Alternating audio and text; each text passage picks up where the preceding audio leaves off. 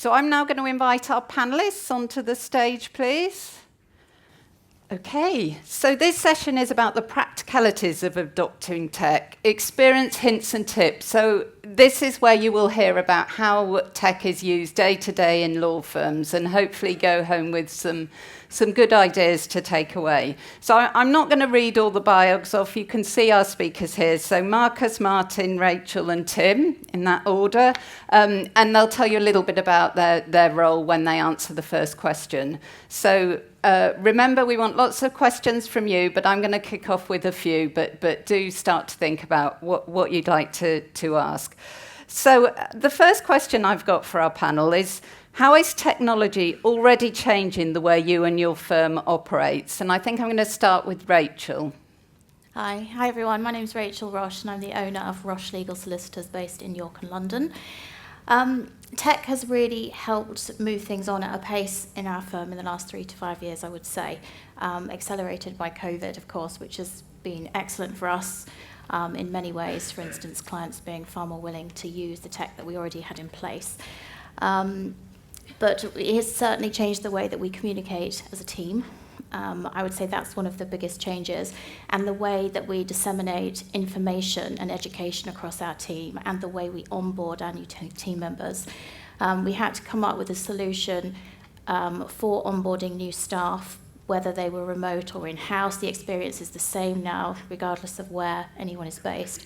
But I'd say definitely communication and the dissemination of information, and I'd love to talk about that a little bit more in a bit. Okay, lovely, thank you. And perhaps I could come to you, Marcus? My name is Marcus Worthington. I'm the Operations Director at OTB Legal in Nottingham. We're a specialist immigration law firm who launched in 2019, just before the pandemic.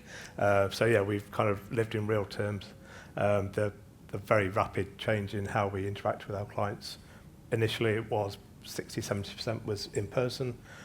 We rapidly then pivoted to choosing Zoom for nearly all of our calls, and 5 years later, most of our clients are dealt with over Zoom. So it has accelerated both the way that our staff have to embrace technology. It also embraces the way that clients use technology that they've never used before. I always use my parents as a good example of that. If they can get their head around something, anybody can get their head around something, because I'm sure we've all had those panic calls at 10 o'clock at night saying, how do I print this Google, or those other kind of things. But it does then kind of force you to reassess how you, communicate, as Rachel said, with your clients, but then how you kind of continue that interaction in a seamless way, because it's a whole new ballgame that you're not sat there.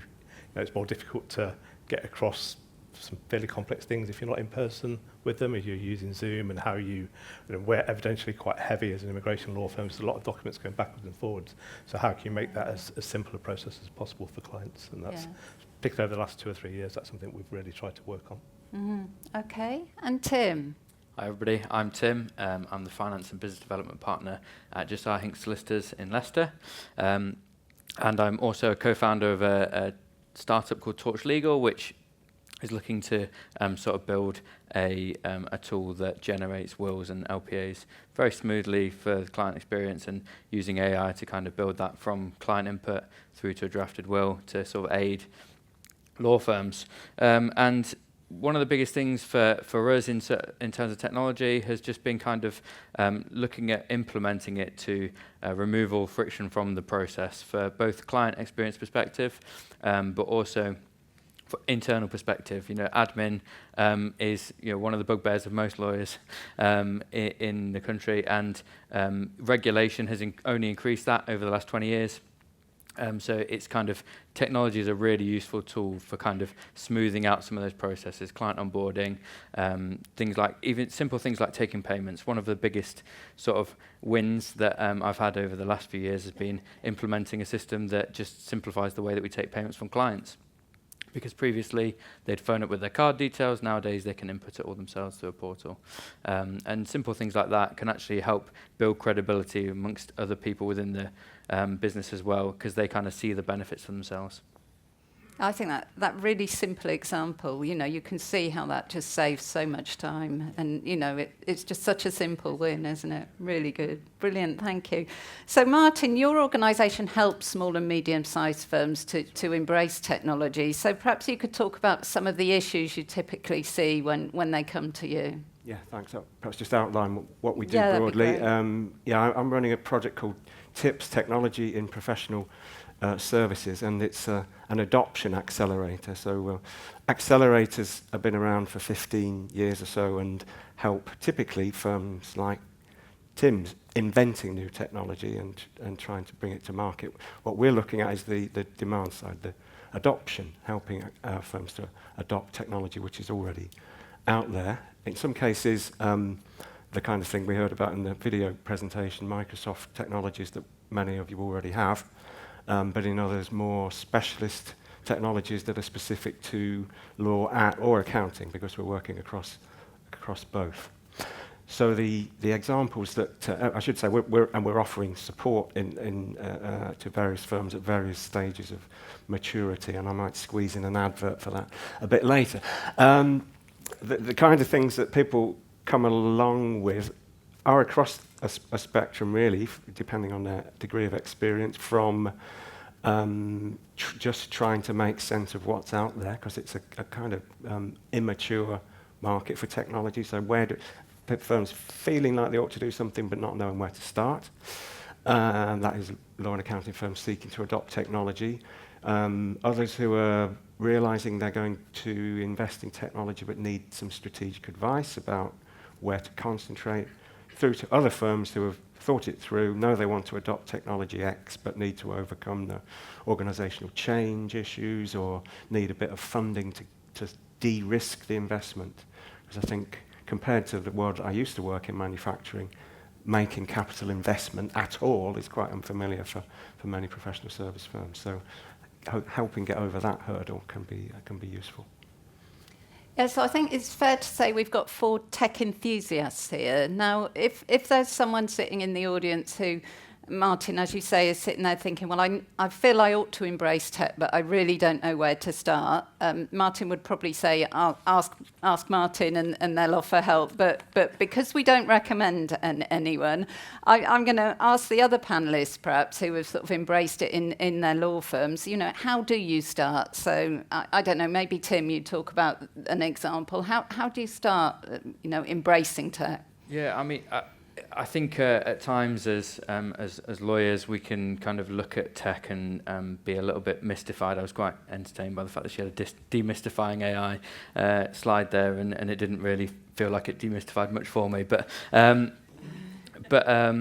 yeah, I think it can be quite a daunting thing to sort of think about, how do I undertake a tech project? Lots of times we can think of grand, big-scale, operations that are going to change the whole way that we work. But oftentimes my sort of top tip would be to start small with tech projects, because actually, especially if you're working with other people, the way that you can build trust is to get small, easy wins. So actually look for projects that can take away pain points, try and identify a problem first, rather than trying to go to the market and just find tech that you can then implement. But actually look at your own firm and how you work and try and find out where are the pain points, where are the issues that we can solve, and then go and try and find a solution. And as you kind of implement those small wins, one I was talking about earlier about taking payments, it's just a really simple thing. It's not AI, it's not super clever, but actually it has helped me in terms of the rest of our team, the partners, the senior team, and also the lawyers and support staff, just in kind of seeing quite practically that actually this does work. It's a very simple solution, but actually tech can help us work better and work more efficiently. And then my other top tip would be to kind of ask somebody else. If you're struggling to know where to start, you can ask a friend. If you've not got any friends, ChatGPT or Copilot or something like that, you can actually ask them questions about, how can I improve my law firm processes, and put some prompts in there that will generate some ideas for you. So, it's quite easy to start. Don't be kind of over daunted by it all, but yeah, just start with something simple, get an easy win. Start small, and you've got a real opportunity to ask people today. Obviously, you know, networking in the breaks. We've got our innovation stand out there by coffee, but you know, do use the opportunity to get some tips while you're here.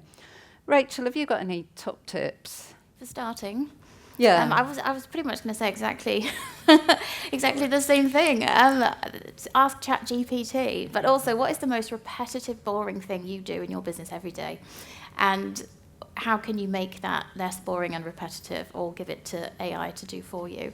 One of the things that I started with, which has now become quite a big part, a huge part of my business, is create an internal knowledge base. So I was having an issue that the bigger the team was getting, the more of my time was taking up answering questions.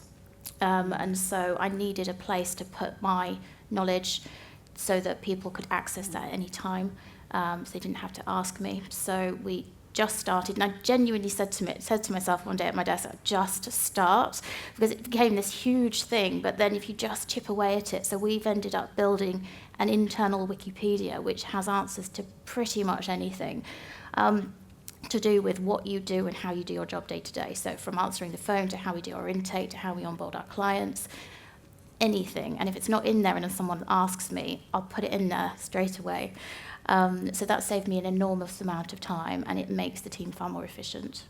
But that was one of the first things that I did to try and save myself from drowning under all the questions that I was getting. Not that there's anything wrong with that, but I knew there must be a better way.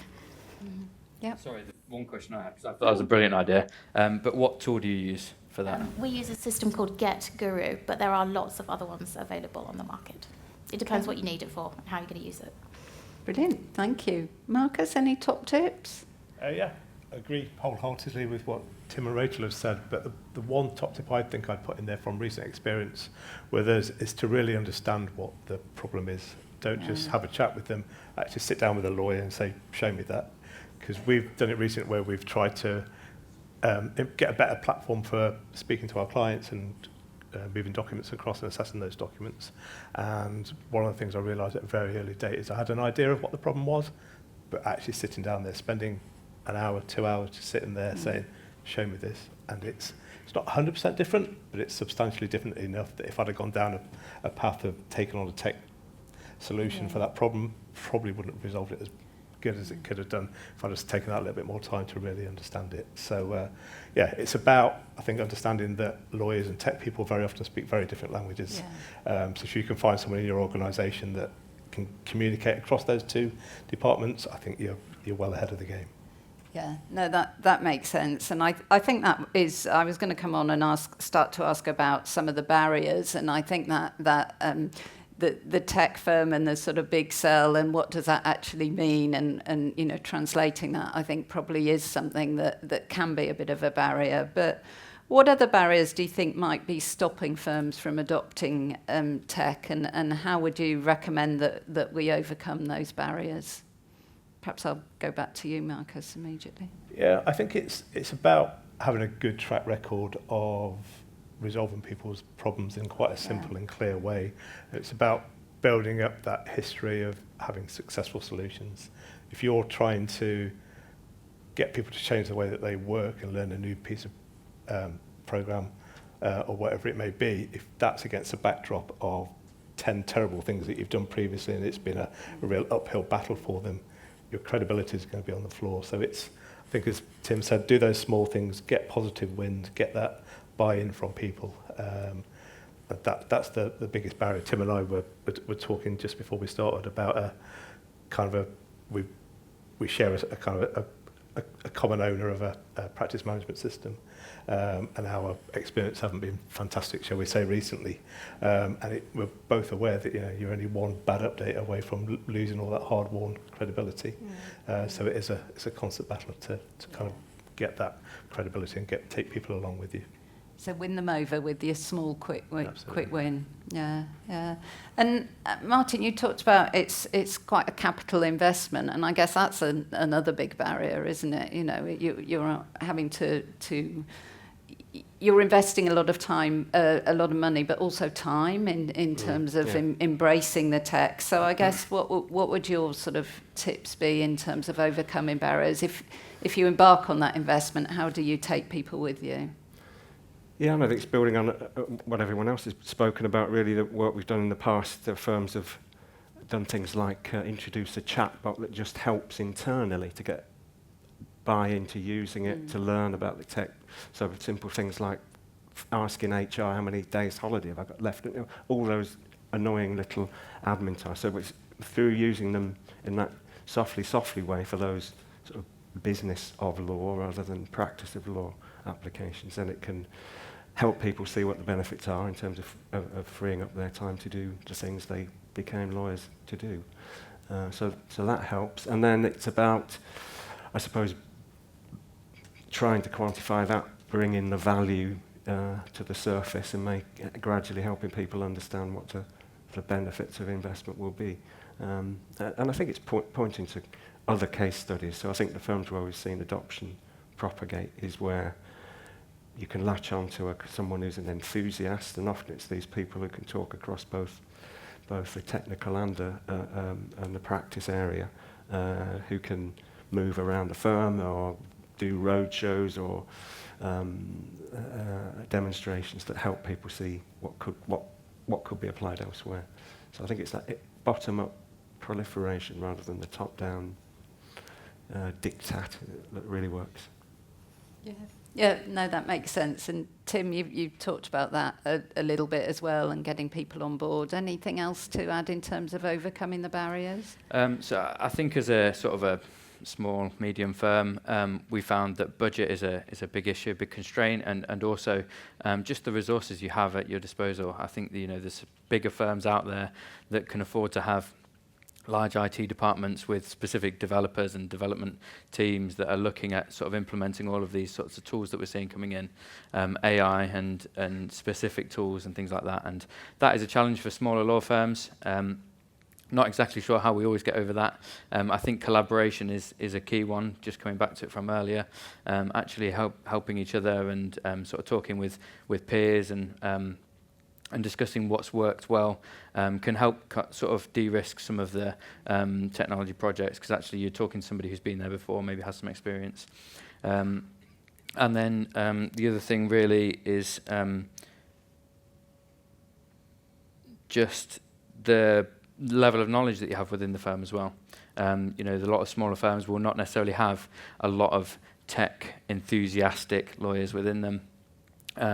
So again, that kind of is helped by collaboration if you go out there and ask people. But there might be some people hidden in your firm that actually are enthusiastic about tech, that you can kind of, if you invite people to kind of take ownership of certain things, we can at times be surprised at what's hidden, the gems that are hidden within our firm. So feel free also to just kind of ask all your staff and the people that you work alongside, see if anybody is interested in trying to solve some problems and to implement some tech and stuff like that. Yeah, I think that's a really good call. I mean, that's something I've come across in working life, that suddenly you find someone who's a real expert in technology, and it's not maybe their day job, but, embrace that and use that. Yeah.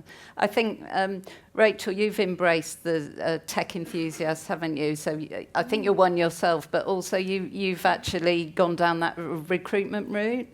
Yeah, so I absolutely love this. I could do this all day. Sadly, it's not my whole job just yet.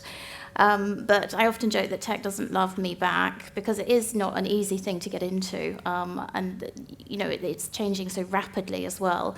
I just want to touch on some of the barriers. So I think tech is really leveling the playing field for smaller businesses, but the time investment is enormous, and I think it really hits smaller businesses harder because we don't have, as has been said on the panel already, necessarily the resources or the knowledge in our firms. So I don't know how many hours I've spent researching all the tech stack that we have in place now, which I'm happy with, so that took a long time. But also just project managing things as well. Project managing is not something that I realised was my strong point either, so that has been a really strong learning, it's been a really steep learning curve. Now I do have a developer in the business who's actually, I've known her for 25 years. We worked together at a previous firm. And she trained me on their systems years ago, and she's now in my business, and that's made a big difference to me. It means I can move quicker on some of the tech implementation. So you've got the ideas and the troubleshooting and what do we want tech to do, but the implementation is quite another thing. And I write a little bit more about this actually in an article that's coming out in the Gazette next month, about how tech is levelling the playing field, but the time investment is so massive that you just have to make sure that you're reaping those rewards down the line, which you definitely will be. But there's an awful lot of trial and error involved, which can feel quite disappointing, for sure. So don't underestimate the investment. I think it does help being absolutely loving the subject matter, because I can't imagine wanting to keep going with this if I didn't like it. Don't get me wrong, there's other parts of my business which I don't like so much, but this is really a passion of mine. So I think that's why I just keep going despite despite setbacks, and then you push on, and then you find some other way round. So for me, this is really exciting. So I think I have an advantage there. And hopefully a lot of you in this room are also really excited to keep pushing on and making those innovations that I think will make such a difference to all of your small businesses. So how many of you would describe yourself as tech enthusiasts? Hands up. What do you reckon, about half? Depends if it's working. Okay. And for those of you who maybe don't, do you think that within your firm there may be others who are enthusiastic and you might be able to embrace that? That's useful. Yeah. Good. Okay, right. I'm going to move on to some questions from you then. So please raise your hand. We've got Simon with the mic. This one's to Martin, actually. So where are the gaps and where is the growing demand for technical innovation? I know we're not specifically talking about AI, but I'd like to know Gaps in the technology that's provided? So where are law firms finding the gaps in the technology that's being provided? And so you work on the adoption side, right? So yes. Where are law firms saying to you, there isn't a tool, or there are tools, but they're subpar? And where are you seeing the growing demand, where there might be more mature products coming in the future? Okay. Gap, that's an interesting question. I think part of the problem is it takes a while to find those gaps. So we see some perhaps more experienced firms who have spent a lot of time working through several apps for a particular task before they find one that they feel satisfied with. So that is time invested well in the end, but it can be hard work when you're in the middle of that process. To bring it down to particular application areas is quite difficult. I think part of the problem is looking at narrow point solutions.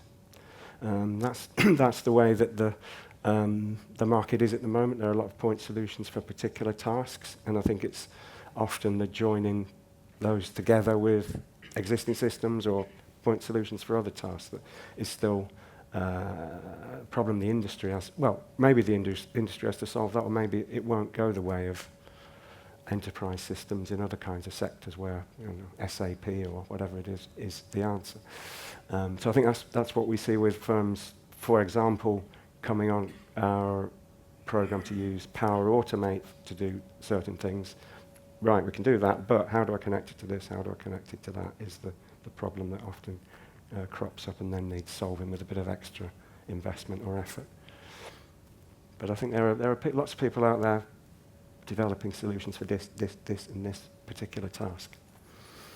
Are you a tech provider? Yeah, I work in tech. I have nothing to do with the legal industry, but I was interested because of what you're discussing to see how tech can help you. So when you say there's lots of point-to-point solutions, I want to know what are the point-to-point solutions, and would an end-to-end solution be better than lots of point-to-point solutions? Yeah, I think the jury's out. There are some firms acquiring portfolios of point solutions, but as far as I can see, they're not then trying to join them together. They're just saying, well, we can offer you that and that and that. Come and talk to us, but not we're going to integrate them all. So maybe that time has passed. Technology's not like that anymore. Okay. Can I ask one more question? Okay. Maybe for Rachel. You mentioned there were the most repetitive tasks within your organization, and you've addressed quite a few of them, it sounds like. What are the ones that are outstanding that you haven't been able to easily solve that you think are worth going after? Or you don't know how to go after them, but you would be looking for a company in the market to bring out a product or a service that would help you with that? I've got something to say on this topic. I don't know if it's... I'll leave that down there. If it's a direct answer to your question, but the first thing that springs to mind when you're saying those words is that we have an issue in my business, and I think I overheard someone saying this earlier, with certain software providers in the legal sector not making available the API that we need to connect our different systems together. And we probably all know who I'm talking about. There are other software providers that do allow that, so we have a little bit of a sticking point where we've got tech for certain parts of the business, tech for the other end. The middle bit then is a bit clunky in terms of how we're, that could be smoother basically.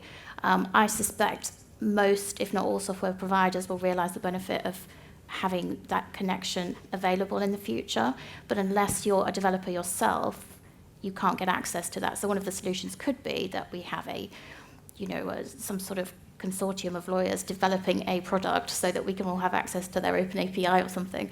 But I think that's definitely a gap that could be closed. Thank you. Any more questions on here? You're all tech guys, girls, as well. I just wanted to know, what case management software do your firms use, if you could let us know? And the second part to that question would be, stemming from what you just said, what do you use, and does your AI solutions integrate into those, or are they standalone? I could start answering. Yeah. So there's lots of different software available to connect softwares to each other, like Zapier, for instance, that will take the connectors from one so it can speak to the other. So that's kind of what I was touching on just then. So that allows you to have a more integrated approach to all of the software that you're using in your business, be that the intake system or the case management system or the accounts or the management software. So I hope that gives you a little bit of an info. What does your firm use as a case management system? Well, we've used lots in the past. I don't feel like I can really say now after I've answered that previous question. Oh, okay. But I can definitely answer that question directly to you later on. Yeah, no, fine, yeah. Happy Being to- very diplomatic. Can anyone else answer that question? I'm more than happy to answer. Yeah. So we use a case management system called DPS, who are owned by the Access Group. They, from my experience, have certain third-party integrations, but are sort of very protective about having any open APIs. And it's really interesting, actually, that you answered that question earlier, saying that the integration between softwares is a key opportunity for tech providers, because actually that's what we found, is that actually we've got several different systems, but our central hub, which is the case management system, doesn't like talking to anything else really.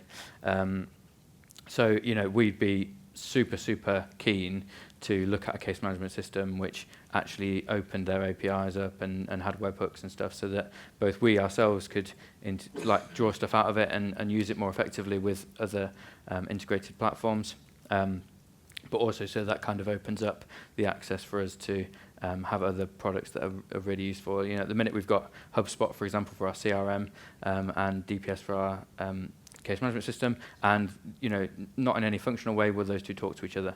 And unless you pay tens of thousands of pounds to build a bespoke integration, which obviously for smaller firms is a very large investment, and when at times not quite sure whether that's going to pay off. So that's something we've not done yet. We would look at the future, but I hope that answers your question a bit. Yeah, thank you. So do you think effectively, sorry, I'm just hogging the mic a bit, but do you think effectively smaller firms are locked out of AI integration because of the case management systems that they use? Because obviously, like you said, there's no API integration for a lot of those. So a small firm could be locked into a product that they're using for many years. And then because they want to now use an integration like HubSpot or something similar, there's no API access. And all of a sudden, it's like, okay, well, we're not going to go down that road because it's going to cost us £10,000 or whatever. But a larger law firm would be like, oh, we design our own case management system anyway. Let's just design and pay for the integration. Is that what it is? Is it smaller firms that are locked out of it? I think that smaller firms, there is lots of applications of AI that don't require an integration with your case management system, and I think that is my sort of starting point. We're by no means a perfect example. We're a work in progress. We've not done everything right. I certainly haven't done everything right in the last 10 years in trying to kind of implement some of these things. Made lots of mistakes, but the things that I'm looking at in the next few years is the simple, I actually put up on the board, simple things, checking over documents and document creation, stuff like that. AI can do a lot at the minute that doesn't require integration. So my kind of view would be to try and get all of your team operating in that respect, using it as much as possible. I think that personally, I look at it and think that at some point soon, some of the big case management providers will open it up, and then I think the whole market will. Because otherwise, all of us as users will be going to the ones that are open rather than the ones that are closed.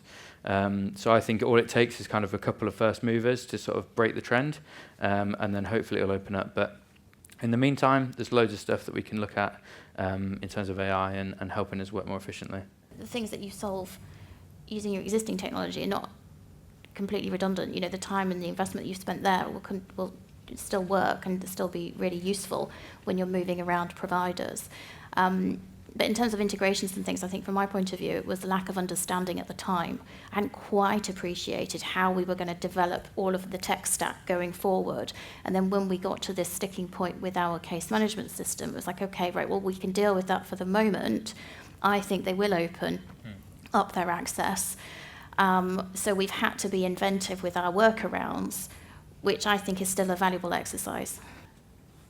Any more on that, or should we move? Oh, yeah, no, absolutely. Sort of outside of the legal industry, I know of a couple of organisations that have received funding grants for introducing tech and innovation, usually into manufacturing or products. Obviously, we're all in the services industry. Is anyone here on the panel aware of any potential current grants available for introducing AI into the legal profession, or do you believe that there might be in the future, and if so, are you able to enlighten us further? I've looked fairly recently, and there are none, as far as I'm aware. Martin, sorry, do you about to say that? Well, I hesitate to promote us, but we're offering some support for typically small firms to train in initial Microsoft 365 Power Automate type skills to make that small start. So check us out. And I think you might be Made Smarter perhaps is a program in manufacturing. So I think there's that interest in the funders to think about digital adoption more generally across sectors, and that's in a sense part of the reason we exist. There is something that I've seen this week, which I can't remember what it's called off the top of my head, but I did favourite it in my AI folder in my browser, so I'll look that out for you. It's a government programme for something, and I don't know. Innovate UK? It might be. Likely. Yeah. One of the software providers we started looking at, they had funding from Innovate UK to get their AI functionality working. I very much like you, it was one of those things that passed my desk earlier this week, and I've not had time to look at it in detail. But it looks like there may be grants available. I don't know anything more about it than that. But yeah, it could be something that's worth people looking into. It's mostly about funding the startups developing the tech rather than adoption, but it's moving that way, so to try and deal with adoption as well. Will be, because it's obviously of great impact to the economy. It's in the government's interest. It's mostly about adoption, I think. Okay. I think you might have a queue at the break now, Martin. A question at the front here. Thanks, Simon. Thank you very much. Morning, everybody. My name is Mr. Sharma. I'm from Banisha Solicitors. I've got a question for Rachel Roche. I think I've heard it right or wrong. If I'm incorrect, please correct me. I think you said that you use Gadget Guru, isn't it? For your tech, AI tech or something? Use what, sorry? Gadget Guru, you said? Oh, Get Guru. Yeah. It's Guru. Can you please illustrate about that a bit more, because I'll be interested in knowing something more about it. It sounds really interesting for me. Yeah, so you build everything out yourself. So it gives you a platform where you can put information into it in any way that you want to. So quite apart from actually getting the information in that my team needs, it took us some time to work out how we want to split that information up. And I started with the 7 parts of a law firm. You can talk to me about that later if you want. But then I worked out, okay, well, what are the parts? We've got sales and marketing, we've got production, we've got factory, we've got physical plant, we've got all these things. And then I split everything up, and then inside there, I broke everything down with, what are what is the more granular information that I need in each of those 7 parts, so that we've got a real index going. I don't know if this is answering the question really, but basically it's going to depend on your firm and how you structure your business. But it is just a matter of just starting, and we changed it loads until we've got what is now the final number of collections for each separate part of the business. And then in there you've got a huge index of different bits, which you can search anyway, and it's AI integrated, so it will also build itself. Brilliant. Thank you. I got my homework to do. Thanks. Yeah. Any more questions? Keeping you busy, Simon, right at the back now. Hi, this is for Rachel, maybe, and partly for all the panelists. What you said was the intake system you had kind of mastered, and this includes user intake, what I call as a technology, it's like partner intake.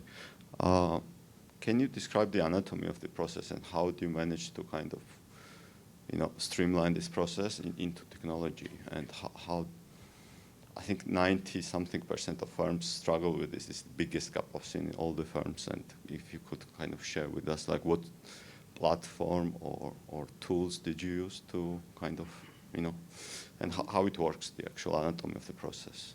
So are you talking about intake of new clients or intake of team members? Intake of new partners, intake of your of associates. Staff? Of staff, yes. Okay. So I actually used Guru. So I built out an onboarding system for new starters to the firm. So they have to go through this week-long program, which has got lots of videos of me talking about all sorts of things like our mission, our purpose, and our values. And they go through and they learn about the top line of the high level stuff about the tech stack that we use, how we operate as a business, how we do our billing, what's expected of people, the KPIs that we have in place, so that by the time they get to the end of that program, everyone's got a certain amount of knowledge. And so lingo that we use in the business is familiar to those people right from week 1. But again, that's really bespoke to our business, and it took a long time. And I need to refresh it actually now that we've had a bit of a brand refresh, and we've worked a little bit more on our mission and our values. But I used that same system. I had to think a little bit out of the box, because I had to work out how I was going to get somebody all the way through that system. And at the end, I did a fun little quiz, so people have to do it. They don't know it's coming either. A week later, we send them a little quiz to make sure that they've actually learned it. But hopefully it's unusual enough at the moment for people to think, oh gosh, this is interesting, and really take an active interest in what they're doing as they go through the onboarding program. But I used Guru again. I think there's lots of tech that's sometimes for one thing, but you can use it for something slightly different if you think a little bit out of the box or a little bit differently around it. Thank you. Can I ask one more? I mean, can I extend it a little bit?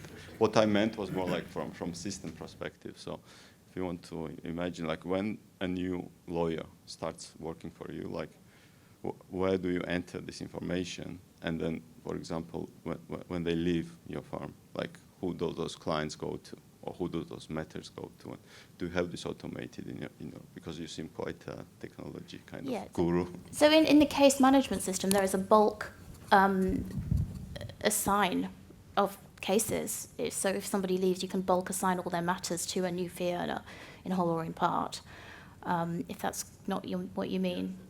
Yeah, so we can do that, and then you can produce reports to see who's got which matter and who's responsible for which matter types. That's different. So that's a different system. That's our case management system, which is pretty. It's a pretty common system. Newer teammates have been very happy that it's pretty intuitive. I think we'll change it again soon in the next 5 years. So not that soon, really, in tech terms. But apparently, law firms, on average, change their case management system every 8 years. And so by that point, we will be at 8 years, which was where we were last time we made the switch. Question at the back there. Thank you. Hello, hi. My name is Mohammad Kamrul Hassan. I am from London. My question is to the panel. Good morning, everyone. I got quite a lengthy experience as a solicitor, but recently I am setting up a new firm, which would be a boutique law firm, and it is on the process of getting authorization.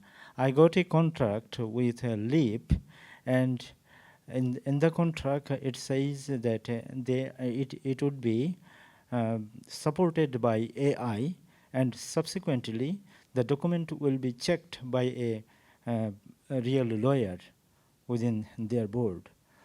My question to all of you, could you please let me know that having had Leap supported by AI and checked by a physical lawyer, do I also need to have, because I really enthusiastic about technology, so I would like to also take 365 AI generative or Copilot. So although I have Leap supported by AI, do I still need to go for 365 AI generative? I think the question is, if I just repeat it back to you so I make sure I understand, are you wondering whether you need to have a Microsoft 365 package alongside your case management system? Yeah, that's what I mean. The answer is yes. I need to go for that. Yes. And you can use integrated AI with Leap. I don't actually know much about that, but Copilot will integrate throughout your Microsoft suite of applications. It would help me. Yeah. Thank you. What particular things would you say for someone who's just going down the AI route? What the Microsoft 365? Where would be the sort of early? Angelique's touched on it a bit, but where would you say the earlier wins would be for someone getting to know AI? I think the first place I would go to is the Microsoft knowledge base, or the help center. I think they do various different videos, courses, so that you can really get to grips with the whole suite of applications. I mean, the basic ones you'll be familiar with, and I think there's no doubt going to be one about what Copilot is and how that integrates across your applications within Microsoft. I'm sure that must exist. So that's where I would start. But as we touched on earlier, it is very time-consuming at the beginning. But I'm sure the rewards can definitely be reaped. But it is I cannot emphasize enough, it is very time-consuming. And I like to understand everything, so you want to really get under the skin of it. But there will be projects and other things that are better delegated. And if you're delegating out to, say, a tech provider, an integrator or whatever, obviously make sure you do your due diligence. I've been stung by that myself, being promised lots of things and then ending up doing it myself, or my now in-house developer finishing projects off. You just need to spend that real time looking at it and watching the videos and trying stuff out. It's quite good fun. Some of the firms, anyway, that have been on our Power Apps training have found they've had to take a couple of steps back and revisit how they use things like SharePoint. So I think having that under control and being reasonably competent and confident there is a good basis for them using these AI-ish applications. Can I just add, though, during Angeline's talk, I was asking Copilot things, and one of the things I was asking was, how much time does it think that it will save lawyers? How much time does Copilot think Copilot will save lawyers? And it says estimate between 30 and 50% worth of time. So I don't know how much that means in money, but it certainly means a lot less in people and recruitment fees. So hopefully that's incentive enough to spend a bit of time really getting under the skin of it to make everything a little bit more efficient. Yeah, and I think in the next session we're going to sort of look ahead and think, you know, what does a law firm look like in 10 years' time and you know, as a result of AI. So I think, yeah, hold that thought and we'll see, we'll take that forward later as well. Thanks, Rachel. Any more questions? One there, thanks. Thank you. Just a quick question in terms of where you're getting benefit from AI, particularly in terms of drafting and things. How much are you selling that to the clients and letting them know kind of the time savings you're getting out of it? I know it's a slightly tricky subject because everyone kind of, at the end of the day, the law firm's got to generate profit. But coming from a kind of client perspective, how do you sell that? And have you got any experiences of where you've sold it upsold, kind of on client skills? I can answer. I often do feel like the Wizard of Oz sometimes when you're kind of behind a screen and you go, we produce this magical thing, but it's just one person. So, yeah, we've had this conversation at a director level. So, like, how much do you kind of sell it as a benefit that we can work efficiently and you can work 24 hours a day and do all those things? But also you are buying our time, and do they feel like they're being shortchanged a little bit where they think a computer's just doing all that? And it's not just a computer that's doing all that. It can do lots of things, but there are also bits that you need really clever lawyers to do for you as well. So it's we've taken a kind of more of a cautious approach and just said, look, it's going to be a lawyer that's dealing with it. There's things that work in the background that make them more efficient, which means then you can potentially be more aggressive with your pricing perhaps, and that's going to be attractive to some clients, but they still demand a good service at the end of the day. So yeah, as a business, we've taken it decision not to really communicate that too much to clients, and that seems to be doing us quite well, but I appreciate other people have different approaches to that. Yeah, and I think this is a pricing psychology question rather than a tech question, and deciding what strategy you're going to have across the firm in terms of pricing, time recording and billing. And I would definitely say time recording and matter-related time is completely separate to your billing. And also value-based pricing is something that I'm sure many of you are familiar with, and I don't think that time recording will ever not be part of a service business, and it's not just lawyers. We seem to bear the brunt of this argument, but every service-based business I know has to record their time. We're never going to get away from that, and we have to factor in that time and money investment with getting those processes slick and making sure that everything meets those clients' expectations and needs, which has to be built in to the bottom line. Yeah, and I think it's in a corporate context that's quite often built into the tendering process, isn't it? The question, how are you going to use technology in delivering this service to us? And whether it's carried through in practice, I'm not so sure, but it's certainly the question's asked. And increasingly there's an interest in predictability of cost rather than just brute low cost, I think. So. You have to look at your cost of goods sold and decide what that margin is going to be. And as you say, the upfront investment was, you know, significant, wasn't it? So you need to get that back. Yeah.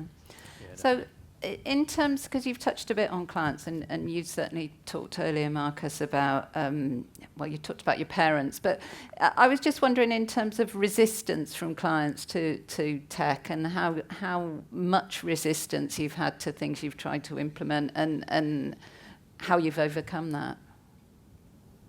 It's to anyone, really. I can talk about that. So we are primarily high street firms, and we've got a wide variety of clients. Some are little old ladies and men that just need a will updating, and they are, you know, super resistant to technology platforms. What we've had to do when we're implementing platform stuff, tech stuff that is particularly client-facing, is usually have thought about those people in advance and created systems where we can kind of get around if they can't use it. So with our ID onboarding stuff, when we put a new system in, everybody hated me. But one thing that we thought about in advance was those elderly old ladies that only have a bus pass, because actually we have, you know, 5% of our will clients are that person. So we then had to think about, well, how are we going to deal with them in a way that's going to not make the client experience worse for them. So I think you do have to think about your clients, and they will have a varying degree of capability in terms of working with tech. And you know, we have some clients who I'm sure would love for us to be a lot more tech advanced.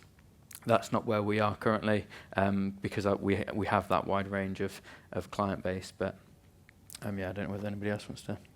Anyone bring else? something in from the accounting context, and this is less sort of intrinsic resistance, but an obstacle nevertheless when we're accountants serving SMEs as clients who are perhaps sometimes a bit disorganized, and they describe them as the carrier bag client, who come along with the Sainsbury's carrier full of unopened letters, invoices, and other supermarkets are available. Sort that out. So certainly previous work we've done, we've come across firms who actually pay for their clients to use basic accounting software so that they can get the data to then do their audits. So it's not that the clients are fundamentally resistant, just a bit disorganized and need some help to be good clients. So I'm sure that'll map. Better way until they're shown. Yeah. We were looking at getting a solution that enabled our clients to get the documents to us in a much more streamlined, stress-free way. And we shortlisted 2 providers who said they could do that. One, which promised a lot of AI and a lot of bells and whistles, and another provider that barely had bells, never mind whistles. And we tested 2 of them over the course of 3 or 4 months. And the one that offered all the AI, it was great, but the actual client experience was awful.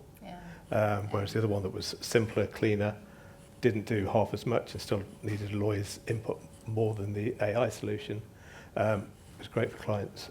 We went for the client experience in the end. So yeah, that's a kind of word of caution for us. Kind of the client experience still has to be at the heart of everything we do as lawyers, because you can have massive efficiencies, but if you've got no clients because you've scared them all off because they get a terrible experience for you, that's not good business. No, absolutely. That's really good note of caution there. I think we've probably got time for 1 or 2 more questions, if there are any. This one's for the SRA. In terms of AI being introduced to assist with admin work, what's the SRA's view on AI in the future being introduced to deal with legal work, drafting of documents, etc.? Is there a viewpoint that the SRA takes in respect to that? So we don't endorse or not endorse technology. We recognise its potential. As I said in the introduction, I think ultimately it's going back to thinking about actually it's a good question we might want to ask others in terms of what the risks are. So of course you need to think about confidentiality, you need to think about integrity, you need to check the outputs and all of that. So I think we'd point back to the sort of fundamental things to watch for. We did actually produce some guidance that went out, I think it was in the autumn. I'm looking to Simon to nod. I think it was in the autumn. There's some really good guidance on sort of AI and future tech, and it does talk about those risks and things to look out for, and it's quite an easy read, so I would sort of recommend it. It might be something you want to share within your firm as well. So I think that's what we'd say is, remember the basics, don't get carried away, don't put all your client information into ChatGPT. I'm pretty sure none of you would do that. But, don't forget the basics in your enthusiasm to adopt tech, I guess. But I don't know if there's anything else anyone would add in terms of risks and things to be mindful of. I'd probably say, bear in mind, as Rachel said, it's quite a long process getting to where you want to be. And on that road to where you want to be, there'll be lots of bumps. So it's about your appetite to risk, to identify those things that aren't right. And how do you manage that? How do you check things? I mean, if you're spending a lot of money, a lot of time invested in AI software to do something for you, but then you're also employing an expensive lawyer to double check what that AI is doing, that's not the most cost-effective way. So it's how quickly you can get to a point where you want to be, identify those risks and those bumps that are going to come up along the way, and have steps that improve that and feed back into the AI to then get you where you want to be sooner. But every firm will be different. They'll have a different appetite to risk and different processes. Yeah, no, absolutely. Rachel?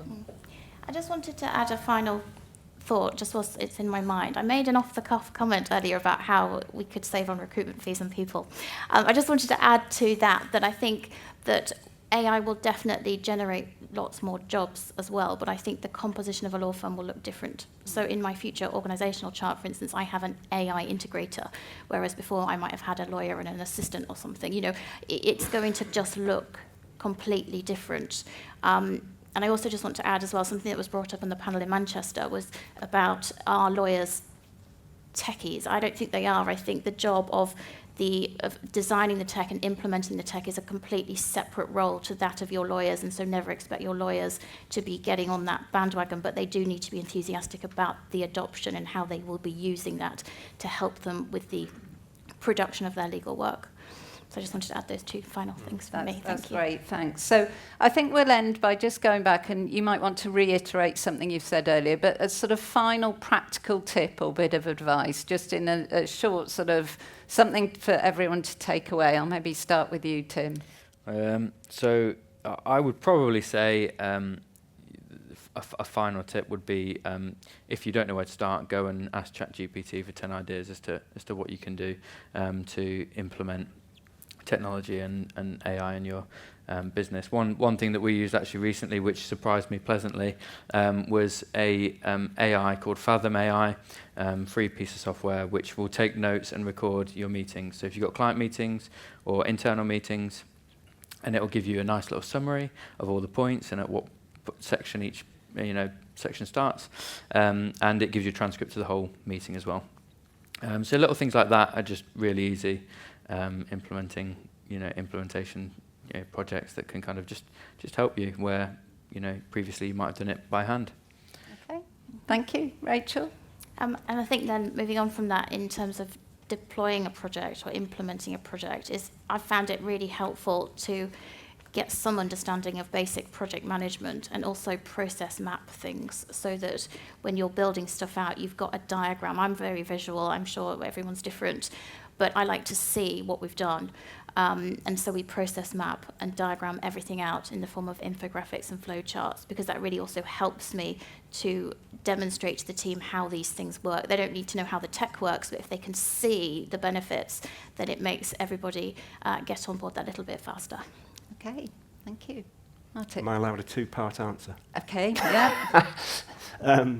I think to recap what lots of people have said already, find something that causes you difficulty and is, I guess, not too close to the real core lawyerly work. So the business of law, the kind of admin back office tasks where you're initially not going to frighten the horses. The second part is, and I think we've talked a lot about, if you like, pain relief, overcoming problems with processes that you do anyway.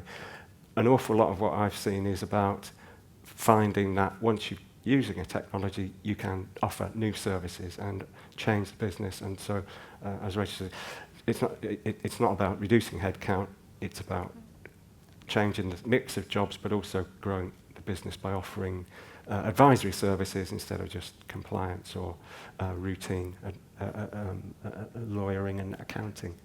So there's something beyond the initial implementation, which is changing the business for the better. Okay, thank you. And Marcus? I'd probably just add that taking the opportunity to review where AI can help your business by looking at the processes, as Rachel says, it's probably just good business practice anyway. It forces you to look at your business processes and look at those things that, you ask people, why do you do that? And they just shrug and say, well, that's what we've always done. It's a good opportunity just to review everything that you do, whether that's your billing or whether it's your note taking or whatever it may be. Look at that and then say, actually, can we then get an AI solution that makes that task easier for our lawyers? That's the way we would probably approach it. Yeah, it's find a time to take a step back rather than just keep doing what you've always done. Actually make the time to look at it and think, how could we do it better? And involve the team as well, so that they feel part of it, because obviously you need their input to work out where the sticking points are in any part of their day. Yeah, absolutely. Well, I think everyone's going back to find their tech enthusiasts at the end of today. Okay, well, I'd like to thank our panellists, if we may, please.